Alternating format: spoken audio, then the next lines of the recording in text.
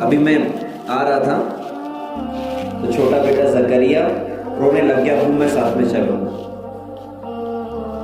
دروازے پر آنسوؤں کے ساتھ میں رو رہا، 5 سال کی قریب اس کی عمر ہے۔ جو باپ ہے اس کیفیت کو جانتے ہیں کہ بچے جدائی پر روتے کیسے ہیں۔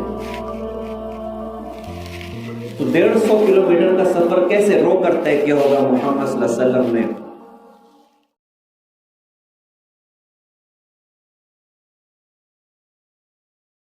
کیسے درد دے کے حضرت محمد صلی اللہ علیہ وسلم نے اپنی زندگی میں، کیسے دکھ دے کے حضرت محمد صلی اللہ علیہ وسلم نے اپنی زندگی میں۔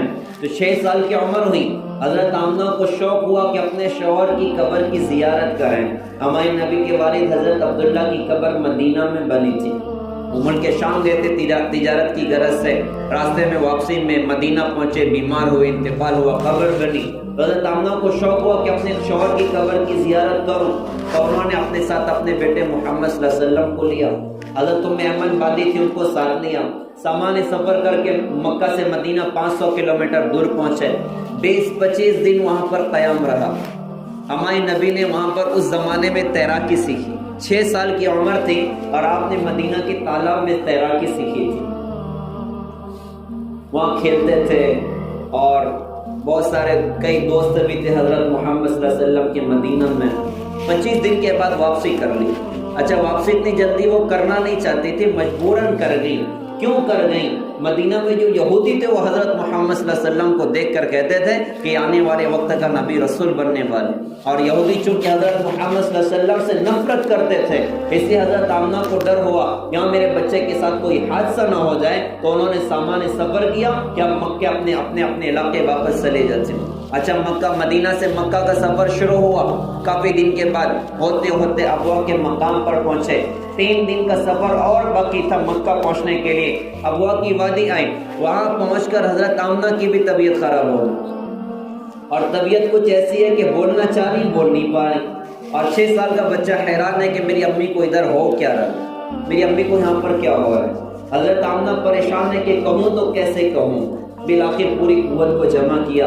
اس علاقے میں آدم نہ آدم زار کوئی نظر آ نہیں رہا تھا۔ حضرت ام ایمن ہے، حضرت آمنہ ہے، 6 سال کا بچہ ہے، 2 سواری ہے، ایک سواری پر حضرت آمنہ اور آپ کے بیٹے محمد صلی اللہ علیہ وسلم ہے، اور ایک سواری پر ام ایمن ہے۔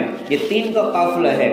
ماں کو درد بہت ہے، بول نہیں پا رہی۔ بالآخر پوری قوت کو جمع کیا اور اپنے بیٹے سے کہا کہ بیٹا مجھے لگتا ہے میرے جانے کا وقت آ چکا ہے، ہر ایک کو مرنا ہے، ہر ایک کو ایک دن اس دنیا سے جانا ہے، لیکن ہاں میرا بیٹا، میں نے ایسا بیٹا چھوڑا ہے کہ ایک دن آئے گا میرا بیٹا ساری کائنات کو روشن کر کے دکھائے گا۔ یہ وہ آخری جملے تھے جو محمد صلی اللہ علیہ وسلم نے اپنی والدہ کے ہونٹ سے سنے۔ اس کے بعد وہ ہونٹ بھی قیامت تک کے لیے خاموش ہو گئے، وہ دنیا سے رخصت ہو گئی۔ 6 سال کے بچے کی عمر کیا ہوتی ہے؟ آپ لپٹ کے روئے اپنی والدہ سے، اور آپ کا جملہ تھا میری امی، میرا تیرے علاوہ کوئی بھی نہیں تھا، تم مجھے چھوڑ کے کہاں چلے گئے؟ امی تو بولتی کیوں نہیں، امی تو دیکھتی کیوں نہیں، امی تو سنتی کیوں نہیں؟ قبر کس نے بنائی اللہ ہی بہتر جانے۔ قبر ٹیلے پر بنی، قبر بن گئی، تدفین ہو گئی، نیچے اترے۔ ام ایمن کہتی ہے میں نے بچے کو تلاش کیا کہ بچہ کدھر ہے، تو بچہ نیچے نہیں تھا، میں تلاش کرتے کرتے اوپر چڑھی تو وہ منظر دیکھا کہ شاید اس کو دیکھ کر آسمان بھی رویا ہوگا۔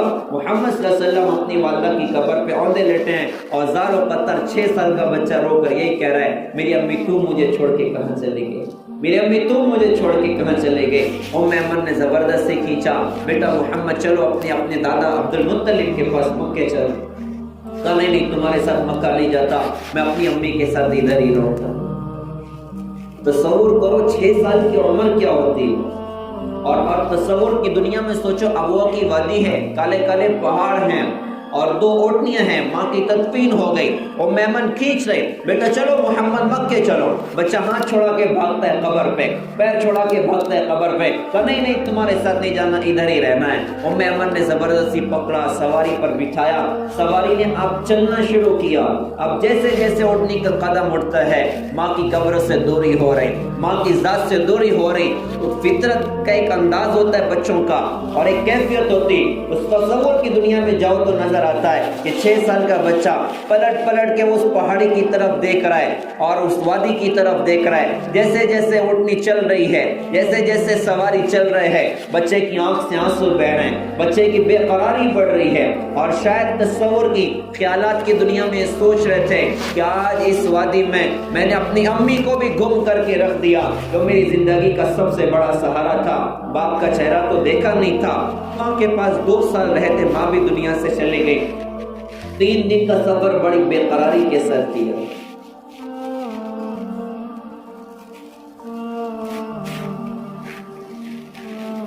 ابھی میں آ رہا تھا تو چھوٹا بیٹا زکریا رونے لگ گیا. میں ساتھ میں چل رہا ہوں. دروازے پر آنسوؤں کے ساتھ میں رو رہا. 5 سال کی قریب اس کی عمر ہے. جو باپ ہے اس کیفیت کو جانتے ہیں کہ بچے جدائی پر روتے کیسے ہیں. تو 150 کلومیٹر کا سفر کیسے رو کر طے کیا ہوگا محمد صلی اللہ علیہ وسلم نے. 6 سال کا بچہ کھائے گا کب؟ جب ماں کھلائے گی. سوئے گا کب؟ جب ماں سلائے گی. سو کر اٹھے گا تو بچہ اپنی امی کو تلاش کرے گا. ایمانداری سے کہنا پیارے بھائیوں، محترم دینی بہنوں، ہماری اتنی عمر ہو گئی، امی گھر میں ہے. ہم جب بھی اپنی امی کے گھر جائیں تو سچی بتاؤ سب سے پہلی نظر کس کو تلاش کرتی ہے؟ امی کہاں ہے؟ امی کہاں ہے؟ 40 سال کی عمر ہو گئی ہے بیٹے کی. بیٹا اب بھی گھر میں جاتا ہے تو پوچھتا ہے امی کدھر ہے؟ حالانکہ بیوی سامنے ہے. یار امی نظر نہیں آ رہی، امی کدھر ہے؟ 6 سال کا بچہ جب سو کر اٹھتے ہوں گے تو کیسے ماں کو تلاش کرتے ہوں گے؟ جب سونے کے لیے بچہ اپنے بستر پر آتا ہوگا، مکہ میں رات ہو رہی ہے، آج پہلی رات آئی ہے، محمد صلی اللہ علیہ وسلم مکہ پہنچے ہیں. دادا نے سینے سے لگایا. دادا پھوٹ کے روئے اپنے پوتے سے لپٹ کے کہ اس کی ماں بھی دنیا سے چلی گئی. آج پہلی رات آئی ہے حضرت محمد صلی اللہ علیہ وسلم کی زندگی کی. مکہ میں شام ہو رہی ہے، سورج ڈھل رہا ہے، رات ہو گئی اور رات کا وقت شروع ہوا. سارے لوگ اپنے اپنے گھروں میں سو رہے ہیں. 6 سال کا بچہ بھی آج اپنے بستر پر آیا ہے. 6 سال کا بچہ بھی آج اپنے بستر پر آیا. آج اس بستر پر اس نے جب سر رکھا تو 2 سال سے دیکھ رہا تھا کہ بازو میں ماں سوتی تھی، آج میرے بازو میں میری ماں نہیں ہے. تصور کرو اس رات میں محمد صلی اللہ علیہ وسلم کیسے روئے ہوں گے اور جب سو کر اٹھے ہوں گے تو کیسے ماں کو تلاش کیا ہوگا. کبھی تو ہماری نبی نے دیکھا ہوگا کہ کوئی ماں اپنے بچے کو سینے سے لگا رہی تو کیا اس 6 سال کے بچے کا دل تڑپا نہیں ہوگا؟ کاش میری امی ہوتی تو مجھے بھی گلے لگاتی. کبھی تو ہماری نبی نے دیکھا ہوگا کہ کوئی ماں اپنے بچے کو لقمہ بنا بنا کے کھلا رہی. کیا اس 6 سال کے بچے کو اپنی ماں کے ہاتھ کے لقمے یاد نہیں آئے ہوں گے؟ کبھی تو ہمارے نبی نے سوچا ہوگا کہ کاش میری ماں ہوتی، میں اپنی ماں کی باہوں سے چمٹتا. کاش میری ماں ہوتی، میں میری ماں مجھے لوریاں گا گا کے سلاتی اور شفقت سے میرے سر پر ہاتھ پھیر کر مجھے سلاتی. میں ماں سے لپٹ کے سو جاتا. ایسی بے قراریوں کے ساتھ میں میرے آپ کے آقا حضرت محمد صلی اللہ علیہ وسلم کی زندگی گزری. اچھا یہ درد وہ درد تھا جس کو ساری زندگی آپ بھلا نہ سکے. حج کے موقع پر آپ کا گزر ہوا تھا ہوا کی وادی سے. تقریباً 60,000 کا مجمع ہمارے نبی کے ساتھ ہو چکا تھا. خیمہ آگے بستی میں لگنا تھا لیکن آپ نے ارشاد فرمایا کہ بھائی ادھر ہی خیمہ لگاؤ. خیمے تیار ہوئے. آپ اپنی ماں کی قبر پر گئے اور ماں کی قبر پر بیٹھ گئے. دونوں گھٹنوں کو کھڑا کیا، اپنے دونوں ہاتھ گھٹنوں میں دیے اور اپنے سر کو اپنے ہاتھوں پر رکھ کر کئی گھنٹے بیٹھ کے ماں کی جدائی میں روئے، ماں کی یاد میں روئے. آج ماں کی یاد آ رہی ہے، آج ماں کی شفقت یاد آ رہی ہے. صحابہ سیرت میں اور صحابہ کی زندگی میں نہیں ملتا کہ اتنے ڈھیر سارے صحابہ ایک موقع پر اتنا زیادہ روئے ہوں جتنا حضرت محمد صلی اللہ علیہ وسلم کے اس موقع پر صحابہ بیٹھ کے روئے. صحابہ روئے جا رہے ہیں.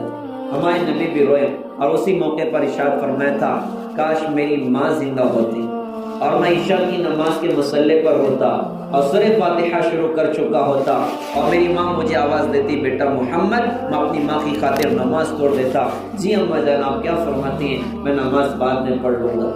اس موقع پر صحابہ نے پوچھا حضرت آپ اتنا زیادہ روئے؟ اتنا تو کبھی ہم نے آپ کو ایسے روتے نہیں دیکھا. تو آپ نے فرمایا مجھے میری ماں کی شفقت یاد آ گئی، مجھے میری ماں کا پیار یاد آ گیا، اس لیے آج بیٹھ کے رویا ہوں. میرے پیارے بھائیوں، محترم دینی بہنوں، ایسے درد دیکھ کے میرے آپ کے آقا حضرت محمد صلی اللہ علیہ وسلم نے ایسے دکھ دیکھے میرے آپ کے آقا حضرت محمد صلی اللہ علیہ وسلم نے اس سیرت کے عنوان، اس کا مقصود یہ ہے ہم عاشق رسول بنیں، غلام رسول بنیں، اپنے نبی کی پاکیزہ زندگی سے وفا کریں، آپ کی شخصیت سے وفا کریں، آپ کی سیرت کو، آپ کی زندگی کے عمل کو اپنی زندگیوں میں جگہ دیں، تاکہ دنیا اور آخرت کی کامیابی ہمارا مقدر ہو۔